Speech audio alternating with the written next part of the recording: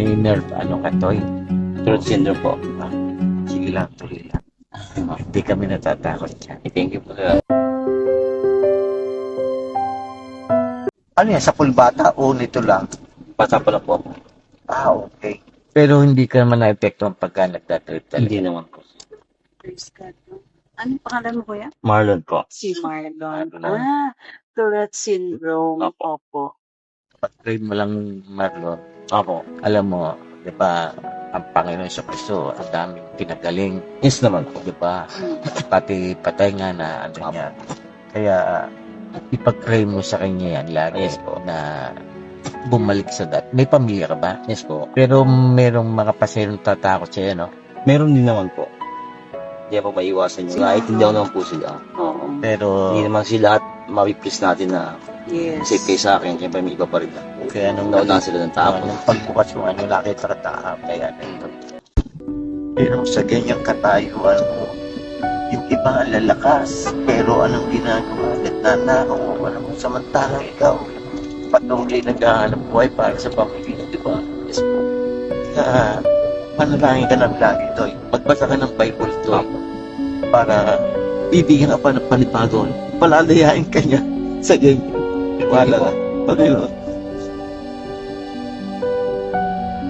Share namin sa iyo yung pinakamagandang balita, Marlon. Na Yes, po. habang nagda-drive ka lang, Yes, po. makinig ka lang. Sige. Kasi, alam mo, minsan, no, parang ikaw didismaya ka sa buhay mo. Bakit ganito? Or bakit ako pa yung binigyan mo ng ganitong sitwasyon? Yes po. Or huwag kang maapektuhan nung sasabihin ng tao, tingin sa'yo ng tao. Yes Ang po. pinakamahalaga yun, tingin sa'yo ng Diyos. Kasi sobrang mahal ka ng Diyos. Yung Yes. biyaya talaga ng buhay ba? Opo. Di ba sabi nga sa Bible, sa John 3:16, for God so loved the world that He gave His only begotten Son, that whoever believes in Him shall not perish but have an eternal life. Sana lang, makilala mo talaga ang Diyos at may relasyon ka sa Kanya. Kasi Yes po. alam mo naman ang buhay natin, parang busy na tayo sa work, no? Busy na talaga tayo sa hanap buhay, katulad mo. Hindi pwedeng hindi titigil kasi may pamilyang Yes po. sinusuportahan at kakain. Pero sabi ko nga, lahat tayo may mga pagkukulang, lahat talaga, kahit na ano pang sitwasyon natin sa buhay, lagi tayong may pagkamali sa buhay. Pero yun, hindi tinitingnan ni Lord. Sabi nga niya, all have sinned and fall short for the glory of God. Pero, ang katapat nun dapat kamatayan na natin. Tayo yung dapat magbayad. Pero, alam mo yung ibinigay niya si Kristo sa atin Yes that po. we may have eternal life. Yung buhay na walang hanggan ba, Marlon? Kasi akala natin ang buhay, ikaw katulad mo, katulad namin, akala lang natin ang buhay hanggang dito lang sa mundo. Opo. May buhay kasi tayo after this. After ng buhay natin dito, sa appointed time natin, aalis din tayo sa mundo ito. And we will be judged according to our deeds. Ano ba yung ibinubuhay natin? Nakilala ba natin si Kristo during our time? No? Yes Kasi po. nga, yung kamatayan niya sa krus, yun yung nagbigay sa atin ng hope na meron tayong buhay na walang hanggan. Kaya kung ano man yung dadanasin mong hirap sa mundo, wala yon compared sa tatamuhin mo kapag may pagtitiwala ka at may pagsuko ka sa Panginoon. Yes po. Pang madali yung sabihin mo na tagapagligtas mo si Lord pero Opo. yung maging Lord mo siya, maging Panginoon mo, iba. Opo. Di perfect ang buhay ha, Opo. pero yung pag siya ang Panginoon mo, siya talaga yung masusunod sa buhay mo.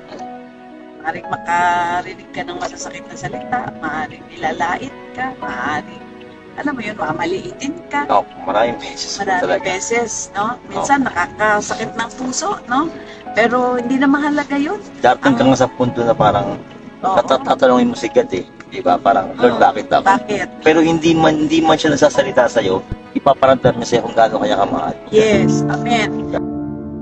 Ipaparamdam niya sa'yo kung gaano kaya kamahal. Kasi ang sasabihin sa'yo ni Lord, bakit hindi ikaw, Marlon? Diba? So Tama. titingnan niya rin yung puso. Paano ka ba nagre-responde sa Kanya? Yes. Diba? Paano ka nagre-responde sa Kanya? No. Kaya sabi nga niya diba, John 14:16, I am the way, the truth, and the life. No one comes to the Father except through me. So siya lang yung daan. Wala nang iba pa. Hindi natin kailangan magpasikat sa ibang tao o maging magaling sa ibang tao. Opo. Kailangan maging magaling tayo sa harap ng Diyos. Opo. Wala sa galing, wala sa yaman, wala sa, di ba? Meron kang ganyang karamdaman, pero sabi ko nga, hindi yan ang magiging hadlang para ikaw lumapit sa Diyos talaga. Lalo mo siyang mahalin. Tama. Kasi diyan mo makikita yung sobrang pagmamahal sa iyo ng Panginoon. Sa kabila ng lahat, ng una may asawa ka, may mga anak ka, may hanap buhay ka, may kakayahan kang maghanap buhay, di ba? Wow. Mahirap yan yung uncontrolled movements. Pero, di ba, nandun yung lakas ng loob mo to go ahead. So, sabi nga, Ephesians 2:8-9, for we have been saved through grace, by faith. Grasya lang talaga ng Diyos, hindi dahil sa galing natin, mga Opo. grasya ng Diyos. Kumbaga pag sinabing grasya, hindi ka karapat dapat, pero binigay sa iyo. So, sana yun lagi ang alalahanin mo. Yun naman po kasi yung lagi nakatennis sa akin, parang sinasabi ko na, meron ako to kasi siguro gagamitin niya ang instrumento Yes. para maging Amen. inspiration sa ibang tao. True, oo. Noon kasi hindi ko nauunawaan eh. Mm-mm. Pero nung unti-unti, na kaya pala ako nandito kasi yun yung purpose ko. Kailangan tanggapin mo Opo, sa opo. sarili mo. Mm. Lord, ito kaloob mo to. Opo. Hindi ko to titingnan nakapansan. Kasi Biyaya. kumbaga parang dumating sa akin to kasi alam ko na meron kang plano sa akin. May gema sa akin ng Diablo to pero alam ko ingatan mo ako. Yes, Amen. Di ba? Alam Totoo yan. ko na bigyan man ako ng laso ng Diablo pero gagawa ka ng ako paraan. sa'yo. Diba? Gagawa ka ng paraan para ingatan ako. Yeah. Taglag yung pasaan na to. Pero hindi ko pinabayaan ni God. Diba? Yeah. Inilagay niya ako sa isang lugar na mas makikita ka ng mga tao. Mas makikita nila kung ano yung kaya mo ipakita sa kanila. Amen. Nakaka-inspire ka naman, Marlon. Grabe. Diba? Kaya ako naiintindihan din yung kahulugan ng buhay ko. Oo. Kung bakit nandito, kung bakit ako nandito. Naintindihan mo ang purpose mo sa life because yan ang plano ni Lord. Kasi wala ka naman iba pwede pagkatiwalaan kundi siya lang naman talaga. Oh, Yeah. surrender to Kasi Him. pag sa kanya magpagkatiwala talaga, hindi niya pabayaan eh. Yeah. So, Hindi ko sabing banal ako. Oo. Mga parang May kasalanan tayong lahat. pinipilit kong kumunik sa kanya, So, lumapit sa kanya, di ba? Araw-araw kang humingin tawad sa kanya kasi araw-araw dito naman ako nagkakasala eh. Di ba? Yeah, okay. Tama Sa yan. isip, sa salita, sa gawa, nagkakasala ako. Yeah. Kaya araw-araw akong humingi ng tawad sa kanya. At nagpapasalamat kasi sa araw-araw na nasalansangan ako na ganito yung ano ko. Sinasabi ng maraming tao na parang hindi safe. Pero ligtas ako nakakauwi sa amin, sa pamilya ko. Oh, Diba? true. Nagkakaroon ng saysay yung buhay ko. Mm. Hindi ako pabigat sa pamilya ko. Yeah. Nakagawa ako ng paraan para kumita, para maibigay yung pangailangan ng pamilya ko. Sobrang Diba? grasya yon. Yun pa lang, Marlon. Sabi ko nga, ang tingnan mo ay ang biyaya. Hindi Kaya nga. kung ano ang kulang sa'yo. Ang titignan ko, yung mga maganda na nangyari sa buhay ko, hindi yung mga pangit na nangyayari sa Yung akin. positive, Oo, walang negative. O kasi, may nangyayari hindi maganda sa buhay ko, pero alam ko na may mas maganda mangyayari. Yeah. Doon ako lagi nakatingin. Kasi pag lagi ko titingnan yung pangit na nangyayari sa buhay ko, ako may hihirapan eh. Yeah. Hindi ko makikita yung presensya ni God eh. Oo. Kung bawa na ngayon, dumadaas ako ng matinding problema. Pero, di ba, yung mga nagdaang araw naman, yung biyaya binigay niya sa'yo, di ba? Hindi mo ba nakita yun, di ba? Ang nakikita kasi natin minsan, madalas, yung mga problema pinagdaan natin. Di ba? Hindi natin nakikita yung mga nakadaang biyaya binigay sa atin, di ba? Na parang, dalapasan mga yung mabigat problema nakaraan. Di lalo pa yung ngayon na, di hamak na mas magaan lang, di ba? Yeah. Sarap ng narinig ko sa'yo. Lalo kong napayak. Ang sarap din po Siyang ng... napaiyak, Marlon. Ang sarap din po Hindi nung ikaw. nung biyaheng ganito na alam mo yung, di ba, sabi nga nila, yung hanggang 2 taon naman nagtitipon sa akin, ay nandun ako, di ba? Yeah. Oo. So, yeah. Kaya, naratawa ko na kasama natin si God, di ba? Amen. Kasama sa biyahe natin. Yeah. Isa kang inspirasyon. Salamat po. You are a blessing. Thank you po. Yan ang minsan hindi nakikita ng tao. Ang nakikita yung sala. No? Madalas po ganun. Yung negative ang nakikita.